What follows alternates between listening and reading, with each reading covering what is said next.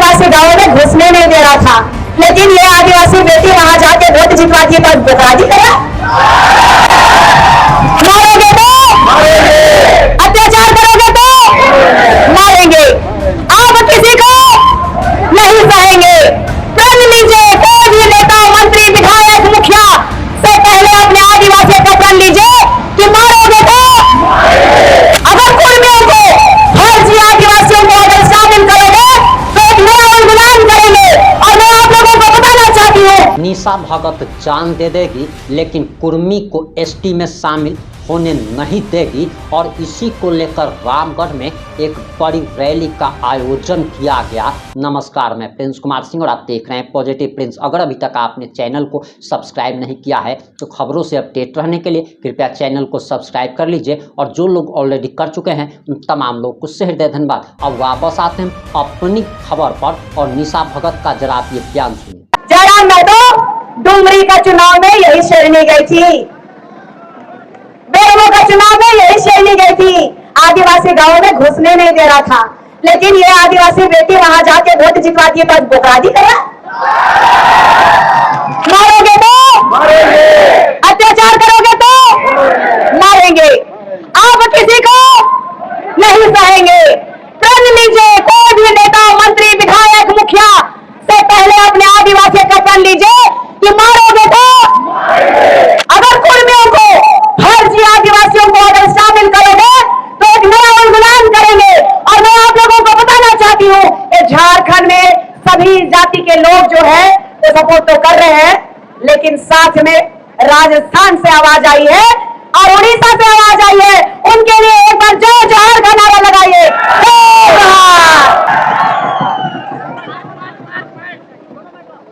रामगढ़ की पावन भूमि पर आदिवासी छात्र संघ सहित अन्य आदिवासी समुदाय के अगुवाओं के द्वारा आयोजित इस कार्यक्रम में हमारे गार्जियन, हमारे साथी, हमारे बहन, हमारे भाइयों सभी को मेरी तरफ से जोहार, जय जोहार। हम कौन? हम कौन? इस देश का मालिक कौन? इस देश का प्रथम नागरिक कौन? हम इस देश के प्रथम नागरिक हैं। इन कुर्मियों को बताने के लिए मैं यहां आई हूं। इन्होंने मुझे ओपन चैलेंज किया था कि रामगढ़ की धरती में आओ, तेरा एक आदिवासी नहीं रहेगा।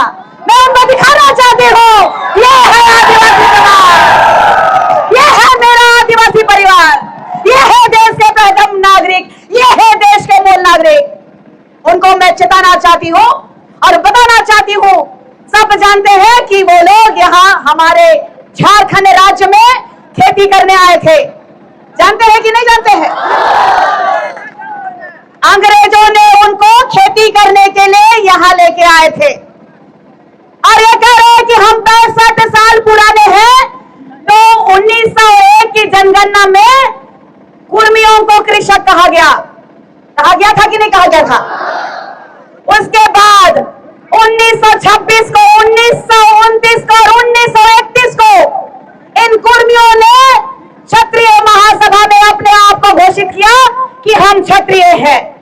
उन्हें कहा कि हम क्षत्रिय हैं। और राम टहल चौधरी जी जो कुर्मियों के नेता हैं, जो 5 बार सांसद और 2 बार विधायक रहे हैं, उन्होंने भी ये कहा कि कुर्मी जो है क्षत्रिय है और कुर्मी एक है, दोनों अलग अलग नहीं है। आड़ा का डिफरेंस है। किसका है? आड़ा का डिफरेंस है। उन्होंने कहा, बड़का विद्वान लोग इन लोगों का पार्टी में, जाति में, उन्होंने कहा कि यदि मैं कुर्मी लिखूंगा तो शायद मेरे खतियान में जो कुर्मी है, हम लोग कुर्मी से भी हाथ धो बैठेंगे। और इनको पूछिए कभी कि इनको इस संविधान के तहत इस भारत देश में जो सुप्रीम कोर्ट है, इस भारत का जो न्याय का मंदिर है, इस न्याय के मंदिर ने कहा कि 2010 और 11 में इन्होंने फरमान दिया पूरे भारतवर्ष को कि इस देश का प्रथम नागरिक आदिवासी है। इस देश का प्रथम नागरिक, मूल नागरिक आदिवासी है। तो इस देश के राजनेता नेतागिरी करना बंद करे नहीं तो हम सब नेतागिरी निकाल देंगे। ये रंगवा बिलार लोग हम लोग को सिखाएगा कि कैसे बिलार का शिकार करना है, शेर का शिकार करना है। हम इस देश के मालिक है, इस झारखंड राज्य के 5th शेड्यूल के मालिक है। हमारा दर्द और हमारी गरीबी का लोगों ने उपहास उठाया। ये कुर्मी समुदाय के लोगों ने कहा कि तुम नीची जाति का हो, हम ऊपर जाति के लोग हैं। आज आरक्षण लेने के लिए आए हो। रेल टेका कार्यक्रम में कोई लोग नहीं जाता।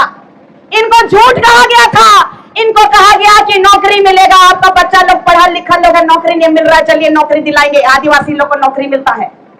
वो लोग कह रहे हैं आदिवासी बनना उनको मंजूर नहीं है, वो ऊंची जाति के लोग कहलाते हैं। तो ये आरक्षण के लिए सुदेश महतो और ये जयराम महतो को चेताना चाहती हूँ। जयराम महतो इस रामगढ़ की धरती से चेताना चाहती हूँ, इस फर्जी टाइगर को, इस फर्जी आदिवासी को ये बताना चाहती हूँ कि इस देश के सुप्रीम कोर्ट ने भी हमें प्रथम नागरिक माना है। तो हमारा इतिहास उठा के देख लीजिए। इस भारत देश में दलित और आदिवासी महिलाओं के यहां से ऊपर कपड़ा नहीं था, टैक्स लगता था। कोई आया क्या कुर्मी, कोई हिंदू मुस्लिम सिख ईसाई आया क्या टैक्स देने?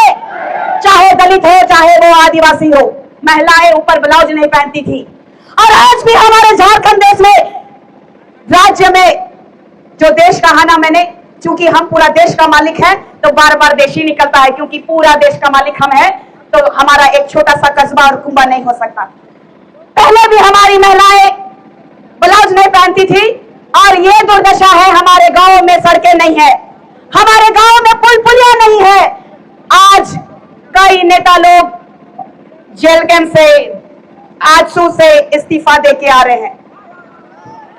आज आप देखिए वर्तमान के इस राज्य के माननीय मुख्यमंत्री स्वर्गीय विषम गुरु जी, उनके देहांत होने से पहले वो भी माननीय मुख्यमंत्री थे।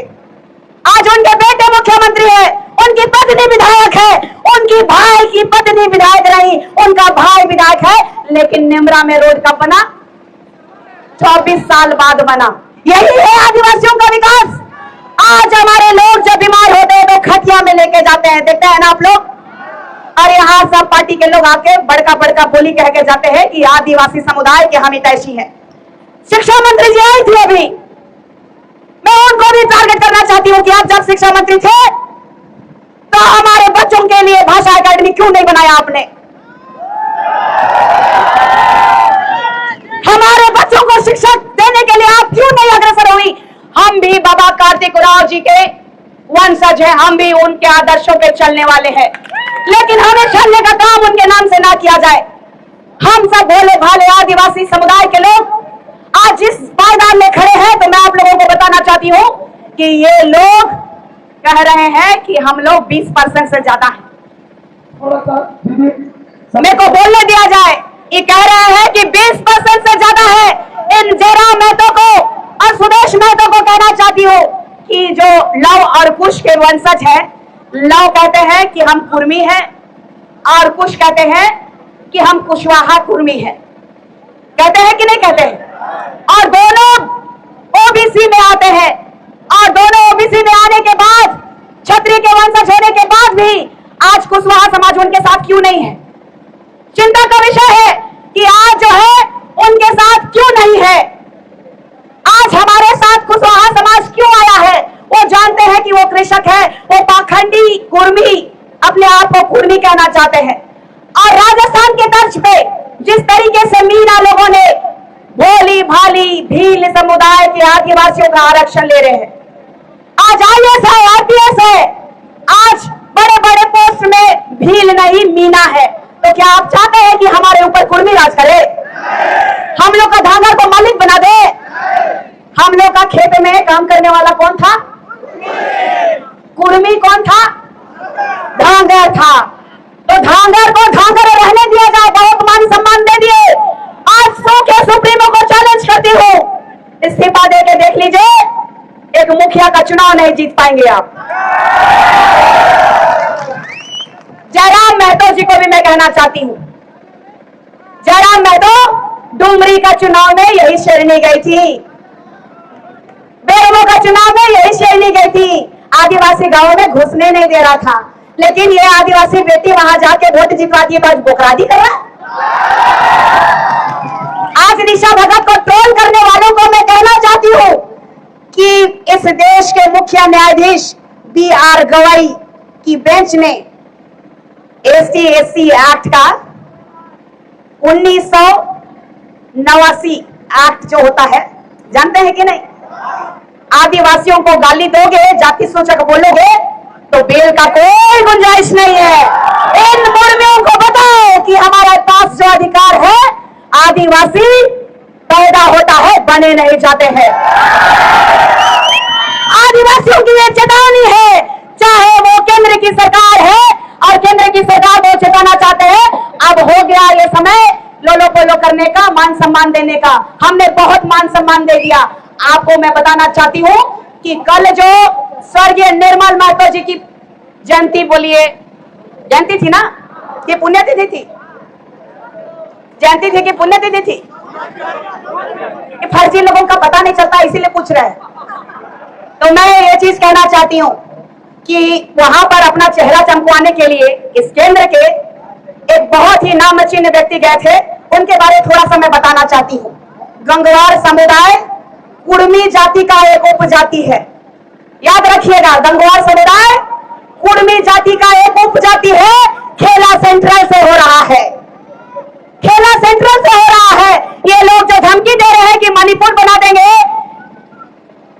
नेपाल बना देंगे, तो उनको अंतिम बार चेताना चाहती हूँ, ये आदिवासी है, ये जंगलों के नहीं, ये इस देश के राजा है। और आने वाले समय में अंतिम समय एक प्रण आप लोगों को दिलाना चाहती हूँ, क्योंकि मैं इसी झंडे से, ये मेरा अभिमान है, इसी झंडे से समाज में आई हूँ।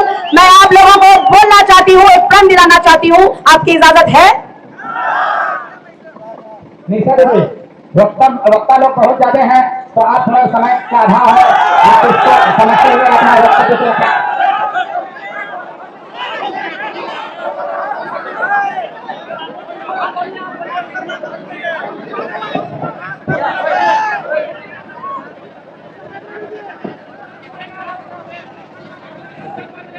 माइक दो, माइक दो। बोलिए, मारोगे तो मारेंगे, मारोगे तो मारेंगे, अत्याचार करोगे तो मारेंगे। आप किसी को नहीं सहेंगे। प्रण लीजिए, कोई भी नेता, मंत्री, विधायक, मुखिया से पहले अपने आदिवासियों का प्रण लीजिए कि मारोगे तो जान दे देंगे। हमारे पूर्वजों ने कहा था, जान दे देंगे, जमीन नहीं देंगे। और आप लोगों को ये मैं कहना चाहती हूँ, जो यहाँ उपस्थित है, हम भगवान बिरसा मुंडा जी के वंशज है, हम डॉक्टर भीम जी के वंशज है, हम भगवान बिरसा मुंडा जी के साथ साथ वीर बुद्धू जी के वंशज है, हम सिंगनी कैलीदी के वंशज है, हम सिद्धो कान्हा जी के वंशज है, और हम उन वीर सपूतों के वंशज है जो किसी से, हम कौन है? इस देश का प्रथम नागरिक आदिवासी बेटी आज चेता रही है कि केंद्र की सरकार जो जुमला दी है कि इस संविधान के तहत भारत का प्रथम नागरिक के रूप में रूढ़िवादी परंपरा को मानने वाली बेटी को जो लेके आए हैं, तो जुमला से काम नहीं चलेगा। अगर कुर्मियों को, फर्जी आदिवासियों को अगर शामिल करोगे तो एक नया उन्मूलन करेंगे। और मैं आप लोगों को बताना चाहती हूँ, ये झारखंड में सभी जाति के लोग जो है वो सपोर्ट तो कर रहे हैं, लेकिन साथ में राजस्थान से आवाज आई है और उड़ीसा से आवाज आई है, उनके लिए एक बार जय जोहार का नारा लगाइए। जय जोहार, जय जोहार। इसीलिए मैं कहना चाहती हूँ, इस विश्व में प्रत्येक देशों में 70% आदिवासी देश है। और यही कहकर अपने शब्दों को विराम देती हूँ, क्योंकि मिर्ची तो लगी है आज। और आने वाला समय में सुन लो कुर्मियों, ये आदिवासी किसी के बाप से नहीं जाती है। और आने वाले समय में तुझे मुंह तोड़ जवाब देने के लिए तैयार है, तेरे घर में घुस के मारने के लिए तैयार है। जय आदिवासी, जय जय आदिवासी। अब आप अपनी प्रतिक्रिया जरूर दीजिएगा। आप निशा भगत के बयानों से सहमत है अथवा असहमत हैं? अपनी प्रतिक्रिया कमेंट बॉक्स में जरूर लिखिएगा। जुड़े रहे हमारे साथ। जय हिंद, जय भारत।